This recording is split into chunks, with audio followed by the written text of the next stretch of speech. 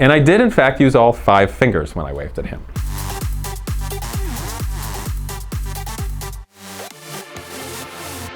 So after the first year of Genius Garage, when I started this educational program and we had the Reynard Champ car, the Indy car, and we did well, I wasn't going to do another Genius Garage because quite frankly it was an insane amount of time that I didn't get paid for and cost a lot of money, a lot of my money, and it helped out a lot of college students, but it was pretty hard on me, let's be frank.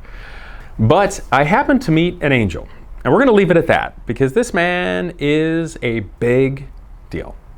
And I'm understating the hell out of that, and he stays very private. But he happened to find out about me, asked me about it, told him what I was doing. He liked it, liked cars, wanted to give me a shot. And actually the guy donated $20,000. He said, here's the deal. You can't pay yourself with it, can't use it on rent. You have to use it to buy tools or a car or something like that for Genius Garage that helps kids forever, and that's it. And I was ecstatic that somebody else cared. So I'm thinking, you know, I could probably get like a tube frame IMSA Corvette, you know, like 700 horsepower, 2,600 pounds, still just an awesome car.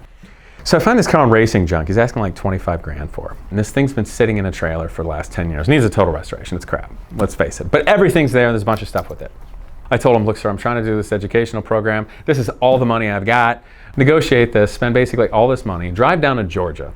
We're in the middle of a cotton field, in the middle of nowhere. Get this car, it's in a trailer. I'm like, all right, let's do this. Schlep it back to Ohio, get a whole new team of students, rent some space in a shop that's closer to Ohio State University and where a lot of students would come from. Totally stripped it down, totally refinished things, modified it, set it up, just like any race team would.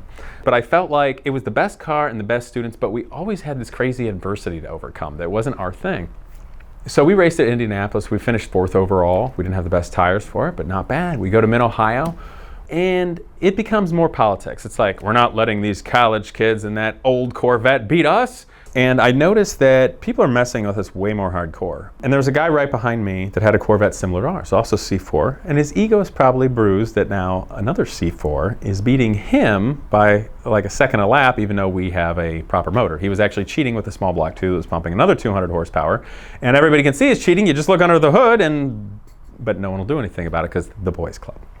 Fair enough, it's Mid-Ohio. This is our track. We'll get the setup perfect. It's a beautiful thing. We'll outdrive them. Problem is though, even if you get the perfect start, like you're watching the flag guy, you're sitting there, your muscles are ready to go on the gas pedal, your tires are warmed up, you're in the power band, you see this guy's shoulder go, you know he's gonna get the green flag, and you go and you get the jump. Well, if you're a cheater with a stroker motor that makes a lot more torque and 200 horsepower, you're gonna go like this and all of a sudden, whop. Okay, so now we're in 4th. You go a lap. It's hard fought, but faster. I'm like, where am I going to get this guy? Go into the carousel. He goes over. There's some oil dry. Set him up for the most beautiful pass you've ever seen. All of a sudden, we get hit in the back so hard, I feel like I'm a teenager in like a rough town racing shifter carts again. You know what I mean? When you just went for it. And all I did is I kept the foot flat to floor. I had to correct more than 90 degrees to keep the car straight, and it still yawned to the right. We got hit so hard. I'm like, oh my God, it's like go-kart racing. Okay, car's still good, there's a little vibration, keep going. And I don't know if I got flustered or whatever, there's something about the brakes, and we readjusted the pedals. And the thing about race cars, when you are going for every iota of every percent, you change something, and it might not work. We had to raise the brake pedal up slightly because we couldn't have it in the right place to tow heel efficiently and still have the full throttle travel because something got changed. Anyway, the brake pedal had got moved up 1/8 to 1/4 of an inch. It doesn't seem like anything, big deal, hit it. But my driver's shoe, the sole, it was old. I've had it forever. The sole was lifted up just enough that I caught it on the brake pedal, going down the back straightaway at Mid-Ohio at top speed. Go to hit it, miss the braking zone completely, get on it, spin off the end, little bit of air into the gravel pit. I am embarrassed. I've never done that in a race. You gotta be kidding me. Restarted, drove it back, and it was probably a blessing in disguise for this Corvette and all the students because when the guy hit us, it cut the tire bad. And if we would have kept doing the sprint race, no telling what could have happened. You don't want a tire going out at 180 miles an hour, putting you in a wall, especially if it's college kids going trying to build an education program. So everything's fine, everybody's safe, everybody's great. We're fixing the car. And I haven't been involved in an incident like that. So I'm like, okay, I'm gonna be the upstanding sportsman, and I'm gonna go to the tower and find the race marshal, commander, whatever they're called. Like, sir, group 10, car number 4, was involved in an in-car contact right here, start-finish line area. Don't know what happened. The guy was behind me, got hit. He goes, oh, okay, let me look. He looks at his notes, he picks it up, and he goes, yeah, it happened right in front of timing and scoring. They said that the red car lost control, hit you. It's on him. Good luck fixing your car, but not your fault. You're clear. I'm like, oh, okay, thank you. It's racing, things like that happen. So I go away, and we're fixing this car, and it's beat up pretty good. We got to weld a thing, we got loads of duct tape, whatever, we fix it up. And it kind of irked me, and I thought about this racer. And people came up to me, and we realized this other racer in this red Corvette, it's got a reputation, and a bad one. And in high-end vintage racing, that's not cool. And I remember the year prior at Indy, he was in the front, and he absolutely punts this beautiful Martini Porsche 911 when he was lapping him.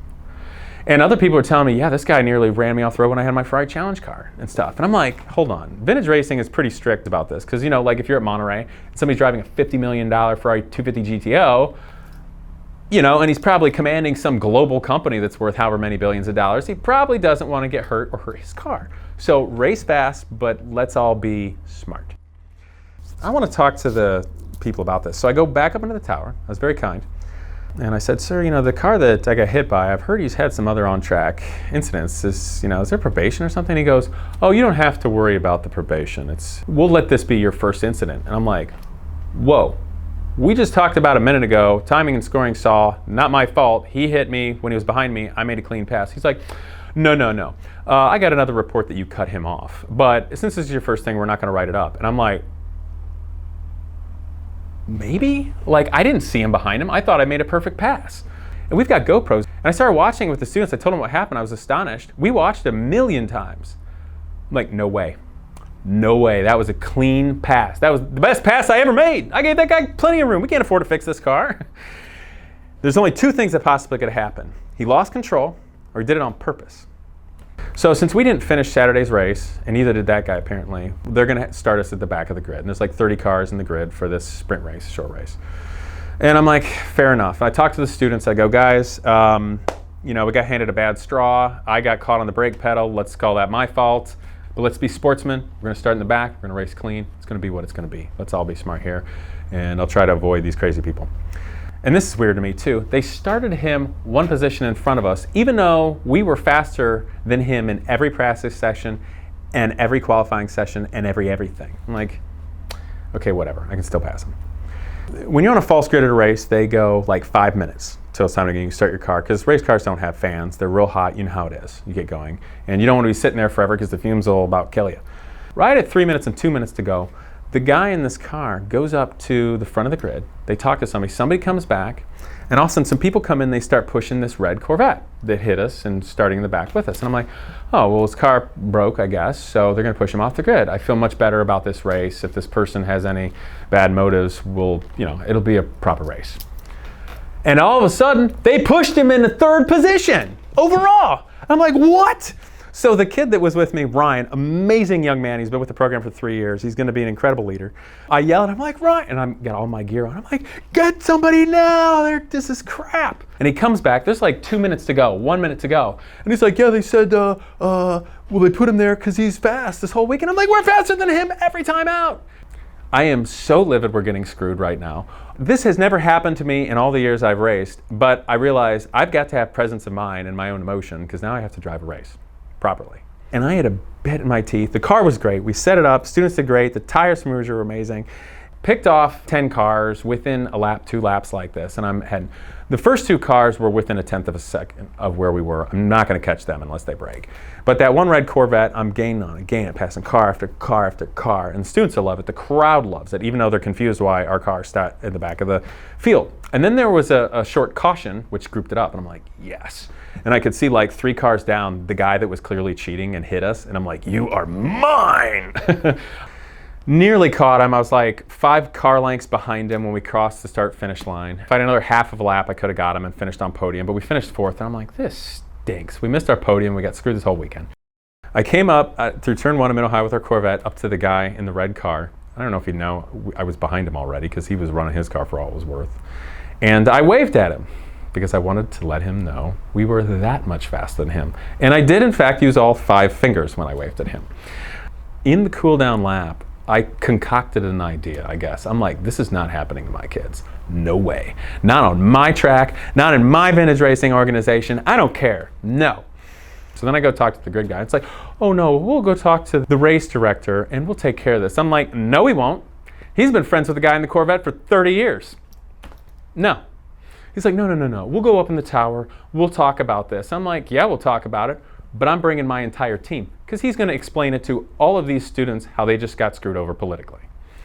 And mind you, this is all on camera because I still have my helmet running. And I'm sweating. I look terrible. And I'm not screaming obscenities. I'm being as business and diplomatic as I can for my heartbeat probably still being 150 beats a minute and just sweating buckets from being in this race. So we're waiting at the bottom of the tower. The students are here. They're mad. They are mad. And I told the students, I'm like, nobody says a word. Nothing. I don't care if you're mad. Nothing. We do this right. We're going up in the tower. And I remember the look on this race director's face, who clearly knows what's going on. The boys club is messing with us. I come walking in, and it's beautiful because I got it on video, but nobody knows I was videoing. And he's sitting there like this, and you can see he's kind of worried, like, what is happening? This is not good. And I said, sir, this is the situation. This is what we saw. This is what happened then. This is what happened on the false grid. This is what my student did. This is what they told me. This isn't right.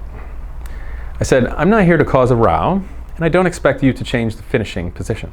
However, what you've done is unfair. These students are the only young people here. They're the leaders of industry tomorrow, and they're the ones that are going to care about vintage racing in the future. And this is the example we're setting. I think you need to do something to make it right to them. At that very moment, the other guy that brought us up and was totally nervous goes, Casey, it's unfair that you have him on camera right now and you didn't tell him. And at that moment, the guy who's looking at me, who's really nervous, looks at my helmet, sees the GoPro blinking, and looks back like this and starts like freaking out. You got it. They did somewhat make right on it for the students, even though I'm not really sure what they taught the students exactly. The owner of the sanctioning body actually ended up putting a third place medal, which is where a finishing position actually would have been, on every single student. Life is going to try to knock you down. There are politics. It's going to happen. If you're going to be successful in life, you are going to have opposition. But you've got to stay course. You've got to grit it out. You've got to do it right. Even if you're mad, whether you're race driving, your business, you're a diplomat, anything, you got to do it right.